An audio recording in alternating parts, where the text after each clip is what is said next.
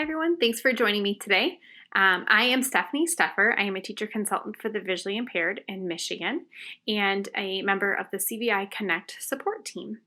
I am coming to you today because I thought it was necessary for us to kind of hash through this how do we work with kids virtually idea. And we had posted recently in either the TVI discussion group for the CV, I can't remember which one it was, but we needed to kind of come together a little bit more and share some of our ideas and how we're working. And for me, sometimes scrolling through and reading all of those fabulous ideas that everybody has gets a little bit to be overwhelming. And so I thought maybe we can come together and have discussions and work with each other from there. And so recently with CViConnect, I was having a conversation with another TVI who, for some reason, she did not have, or their district did not have enough iPads, but she wanted to have access to the CViConnect activities she had been using for her student at home. And so she needed to kind of figure out how could she share the content from her iPad with the student who has a computer at home, and how does she go about doing that? And so we were able to figure out a way via Zoom. And I feel like since so many of us are using Zoom right now, that might be something worthwhile sharing. So again, our focus is primarily kids with CVI because that's what my main thing has been with CViConnect. But this could definitely be used with your kids with low vision as well. So hopefully you'll find some of the tips and tricks today useful for you. So again, the scenario is I have my iPad here and I want to share the information from here onto my computer screen. And we're going to go through some other ideas later too. If you have any ideas, I'd love to hear those. So stick around so you can help me share those as well. So the first thing I'm going to do is share my screen with you. I've got Zoom downloaded on my iPad and opened up. And now I'm going to show you how that works. And then I'll show you in a minute how it all connects. All right. So the first thing that I want to show you is that if you sign into your iPad, you will get into the Zoom app. This is the screen you will see, okay? So you're going to click join, and when you do that, you will enter the meeting code just like you did today to sign in, so you can copy and paste that from wherever your information is at. And then after you do that, you're going to go into this screen where you want to click share screen. So now you're going to be broadcasting your iPad screen. So you're going to click on that Zoom app and then you're going to click start broadcast. Okay. For me, I like to have the microphone stay off when I do that because I want my microphone from my computer to be how I'm sharing that information. So then once I've clicked that, I can close the Zoom app and begin then sharing my iPad via whatever app I want to use. So now I'm going to actually do that on my iPad and show you guys. So instead of me presenting, I'm going to stop sharing. And on my iPad, I'm going to start sharing. Let's see. So I'm going to click share content, and then I'm going to share my screen. Again, click start broadcast, just like I showed you that little screenshot there. And so now when I do that, now my iPad is being presented to you as a group, okay? And then I'm going to click my home button on my iPad, and now you're going to see my iPad screen. And if I wanted to run an activity on CViConnect, I could go in here. So for this particular student that we were working on, these were a list of words that he is working on in his environment. And so in this app, or this activity rather, you can see on the bottom that as I'm talking, it's trying to capture what I'm saying. So if I were to say the word ball, I don't know if you guys can hear that though, because my headphones are on. So let me turn these off really fast. Okay. Now if I say dog, the iPad is listening for the child to read the word. Bike.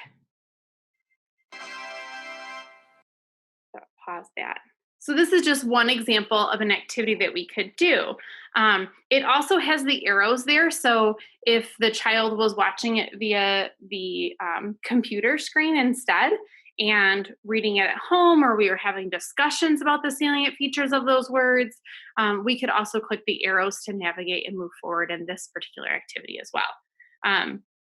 But I could essentially go to any of the activities that we were working on for a student. So in another student, we were working on some different astronomy activities.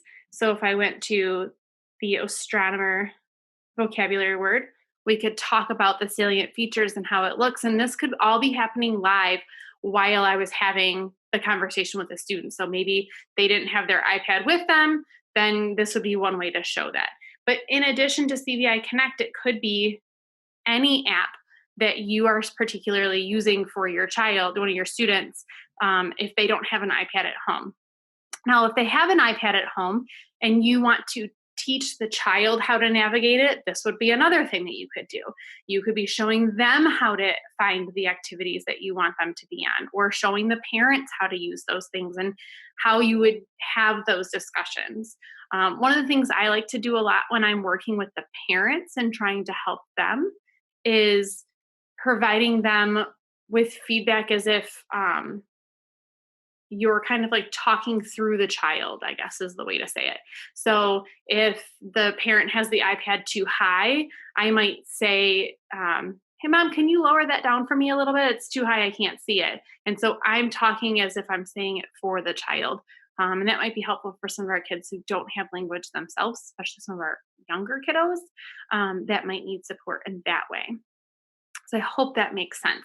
Please feel free to make comments in the chat box. I just posted that up so that I could see that as you are coming through. If you guys have any questions about the things I'm saying, sometimes I talk really fast, so please stop me if I am going too fast or you need to go back and show any of that again. The last thing that I wanted to show you, so again, this is kind of a real brief introduction today, just kind of talking about a few things, and then hopefully some of you have figured out some tricks, might want to share those with us as well. We can open up the floor for other people to kind of share how they've been doing that. But the other thing that I wanted to show you was you could sign in on a third device, okay? So now I'm gonna kind of transition myself. Instead of being the teacher, we're gonna pretend for a moment that I'm the parent, okay? And so now the teacher is showing me this iPad screen and telling me what I need to do. And I have my phone and my computer at home, and I, the student, am looking at my computer. But as a teacher, I want to see how where the child is looking at. So I want to see those behaviors. Are they looking up? Are they looking over? That information is really important to me, so I understand the child's looking behavior. And so I can sign on a third device. And so what I'm going to do is start my video on my phone. And so now, let's see if I can get this to work correctly. So now what I'm doing is I'm going to set my camera up. I have a book sitting next to me here. And so I can set that up so that my camera is actually looking at me. And so now, and we can kind of adjust that before we start the meeting with the student. So if this is just the parent and I sitting down, we can kind of get the phone set up in a spot where no one has to hold it, no one has to touch it. It's just prompted up against something to give me that information that I need, right? So let me just make sure that I have it. Yeah, so and if you haven't on your Zoom feature, if you're kind of minimize it so you can't see people, you might be able to click one of your viewing options, your grid options, so that you can see that I have two videos pointed at me. I have my laptop pointing at me, and I also have my phone looking at me. And so I can move my phone around so that it's in a spot wherever I need it to be, where it's not blocking my content that I need the student to be looking at, but it allows the teacher to be able to see where that child is looking. And so if all of a sudden my head slumps over every time I see whatever is presented on the screen, I go, oh, that is really complex for that kid, right? Because they're not looking up at all, that visual content is not meeting their needs, or maybe the iPad isn't close enough for them. We need to make some adjustments. So by being able to physically see the child as well as the material that they're watching, that'll be really important to us, because that's something that we're watching when we're in person with them. So we want to make sure we have access to that, even though we're virtual. So I know it's tricky and it sounds really complex. The first time somebody told me to turn on 3 different devices all on the same Zoom meeting, I was a little overwhelmed. In fact, I talk with my hands and I can see myself doing that in all 3 videos right now, and it is distracting. So I'm going to minimize those so I can't see myself anymore. I wanted to make sure it was working, but now that I know it is, I'll get rid of that. So it sounds super overwhelming, and I totally get it, you guys. Back in March, when I was first told I needed to figure out how to provide these services that I normally do with my kids, and I'm hands-on, and I was like, I can't do my job virtually. It doesn't work. I have to be there. I totally can relate to all of you. I was there. I felt those emotions. Somewhere along the line, I finally hit that bump of, okay, this isn't going away. I kind of have to figure out how to do my job, because my kids deserve me. My students deserve to have the best of me, and their growth, their development isn't stopping. They need the best of us. And that means that we have to, unfortunately, push through some of our own uncomfortable zones and make sure that they have what they need, because this is their education and it matters. It counts. It needs to happen. So I'm going to walk back through that sign-in process in case any of you guys joined me a little late. I am going to stop sharing on my iPad really fast. And so now you are seeing just me, or 2 of me on my screen, because I have my phone still on. But let me share that process one more time, okay? So I'm going to share you some screenshots first. On your iPad, you are going to open up the Zoom app. So you're going to have that downloaded first. When you do, this is the screen you will see, okay? The easiest way I found out to do it is to click join. So you'll already have a session running like we do now, right? I already have a Zoom session running. The parent may or may not be on the session. That doesn't matter. You're going to click join. So your iPad is going to become an additional device in that Zoom meeting. You can use the same login. I am literally, my one login for Zoom, my Zoom account, is on 3 devices right now. I have my laptop, my phone, and my iPad all signed into the same Zoom account. Zoom's not going to stop you, or at least not yet anyway. They haven't figured it out. So we're lucky. So you can just click join, okay? Once you do, you're going to see your typical Zoom meeting information, okay? And then let me make sure I'm doing this right. In the top menu bar, there's a green button that will pop up. It says share content. You're going to click on that. And when you do, this box will appear, okay? You're in Zoom. It's just making sure that your iPad is basically double checking with you that you want to use your camera for that purpose. So you're saying, yep, I'm in Zoom. I want to start broadcast, okay? So I have to stop sharing here so I can start sharing here. And I'm going to click start broadcast. It gives me a little countdown to let me know that it's starting. And then when you're broadcasting too, you'll always know that your Zoom is still connected, because in the upper right-hand corner, hopefully you guys can see that, there's a little red oval with a white circle inside of it, and that's like the record option, okay? So it's telling you you're recording live. So I could go into any app, but I'm going to choose CViConnect, and I could run an activity with that child. So now they're seeing my iPad screen. This is, again, perfect for those families who don't have their iPad at home, or you haven't been able to drop it off to them yet. So it gives you something until you can get that device or that extra tool there for them. And for some families who don't have maybe a stand for their iPad, and you're doing some of those phase 1 looking type activities. In fact, let me pull one of those up. There we go. Okay. So this is one of our phase one activities where there's just lots of lights and movement going around on the screen. And so I find that when I log in this way, instead of sharing your screen through like a third party app like Air Server, I find that I don't get as many glitches with it, that things tend to move a little bit more consistently with what I'm actually seeing on my iPad. I do have a child downstairs who is finishing up her schoolwork today, so I am getting a few glitches since I have 3 devices up here and my daughter downstairs, all on our internet. So one minor problem in our household. We are working on getting better internet, but it is what it is. What are you going to do these days? I guess we all just do our best, right? Okay. So that is one way. Another thing that I wanted to share with you, so let's say your schedules aren't linking up and you're really having a hard time with a parent who's working or someone who just hasn't been available to meet with you, but you want to give them that content, you want to give them some ideas. This could even be for some of your low vision kids, and you want to show them where something's at in their accessibility features for settings.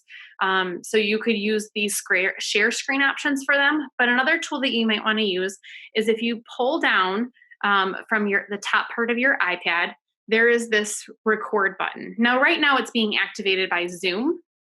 But normally, if I'm not in Zoom, I can also press this icon and record my iPad screen. So I can move around and touch on different things and show them how to do it.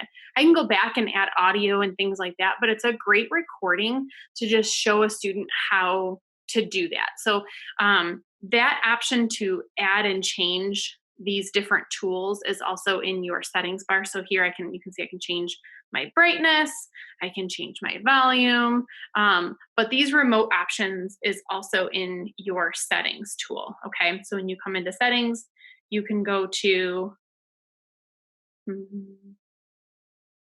your control center, and then you can see in the top here, I have my flashlight, my timer, my camera, my text size, my screen recording, and my magnifier. There's lots of other options too, but those are the ones I wanted available on my iPad.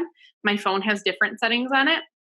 And so that screen recording one, if for some reason yours is turned off, you can turn that back on by selecting it from down below and adding that in there. So those are really cool tricks to use for yourself, as well as sharing some of those with your students, as far as like the magnifier and the text size and things like that. So just a few tricks that I have been dabbling in. A lot of these are actually really helpful for some of our low vision kids. But these are things that either I've figured out or I've had other people, some of those I learned from another teacher here in Michigan. And it was super helpful for me to have that information. Again, if you have anything else that you have been using or that you could share with the group, please feel free to use the raise hand or chat or just chime in. It's a real informal setting, guys. We just want to kind of share ideas with each other. So if you have anything, please feel free to share it with the group. We'd all love to learn from each other. I know I don't have all of the answers. I'm not going to pretend to. I just had this kind of epiphany a couple weeks ago by working, like I said, with another parent and wanted to share it out with you guys. So hopefully somebody can learn something from it. So I appreciate everybody joining us, but if somebody else has some ideas too that they have learned or figured out, I'd love to hear what you're using to help your students at home and how you guys are dealing with your virtual hybrid combination instruction that you have going on.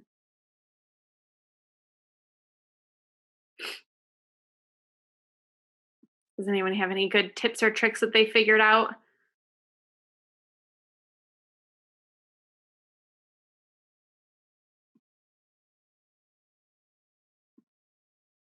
Don't be shy. Come on, guys. I know I'm not the only one that's figured things out. There's got to be something. Or are there issues that you're running into? Maybe I didn't really even touch on the problem that you're having. So maybe you're like, well, that's cool and all, but that doesn't really solve the problem I was having. So does anyone have any major issues they're running into that they wanted to discuss with a group of professionals to try to brainstorm and come up with some solutions? any unique situations that you have students in a certain scenario or anything like that that you just need to brainstorm through? Oh, there you go. You were I'll muted. chime in. I've had an issue with noticing like a lot of programs when you're on Zoom don't allow the pointer to be enlarged or colored. So if it's, if you use the ease of access settings to enlarge the pointer, the viewer on the other side isn't seeing that change. And I'm wondering if anybody is, has some brainstorming ideas on that. Oh, I have not run, at least no one's informed, but I guess I haven't asked either. So you're saying you've enlarged your cursor on your computer, and when you're presenting, so like a shared screen, your cursor is not showing up as enlarged or changed color. Is that, am I understanding that correct, Nicole? Correct. Interesting. Now, like I have mine's black and white, but it is enlarged. Is it mine's showing up like a regular mouse to you guys? I guess I never asked. I assumed that it was showing up the same way I I've see seen for a long time as well. That's what I was wondering if, and I haven't tried it with an actual, low vision screen reading software or anything to see if like that helps override it. But for, just a general like ease of access on standard computers, it's not, Zoom doesn't transfer that over. Huh. No, I was not aware of that. Does anyone else have a solution for that for Nicole? I wasn't even aware that that was an issue because, like I said, I guess I just assumed that what I was seeing, you guys are seeing. That's another advantage to having more than one device because I can check and see a little bit more closely as to what other people are seeing on their devices. Um, but no, I hadn't. I hadn't even thought of that. Does anyone else have a solution for Nicole? Sorry, Nicole. I'll have to look into that. If I find it, I will post it in like one of the TVI groups. Can I ask what would be the best place for me to post it if I find a solution? Because I'm in Zoom all the time. Do you have a preference, Nicole? If I find a solution, where would you like me to post it? Whatever's convenient for you. I appreciate, any help. So I'm not picky. All right. Well, maybe I'll post it on Facebook somewhere. I'll get it. That's usually where I find information and search things. So that's probably where I'll end up finding it. But yeah, I will have to play with that one. Interesting. Does anyone else have any student issues that they are running into with this virtual instruction, that they're just not sure how to share their content, or they're not sure how to provide direct instruction for some of their students, or even consult services?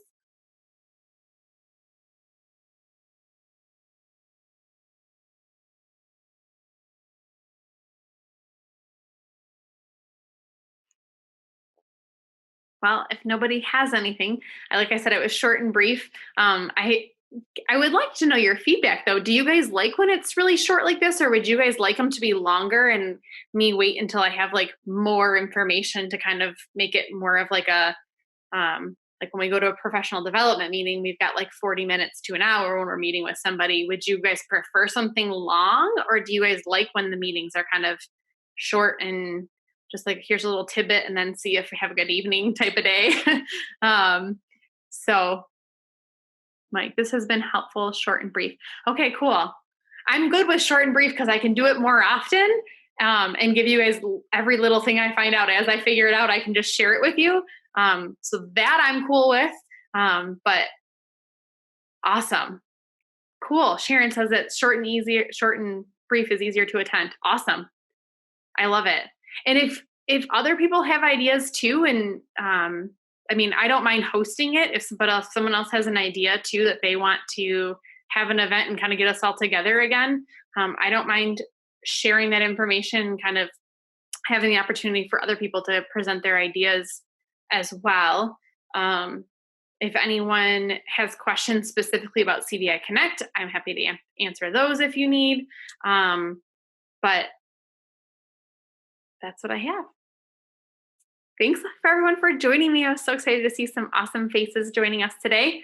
Have a great evening wherever you are, or great morning if you're somewhere else in the world. Thank you so much for joining us. Good luck, guys.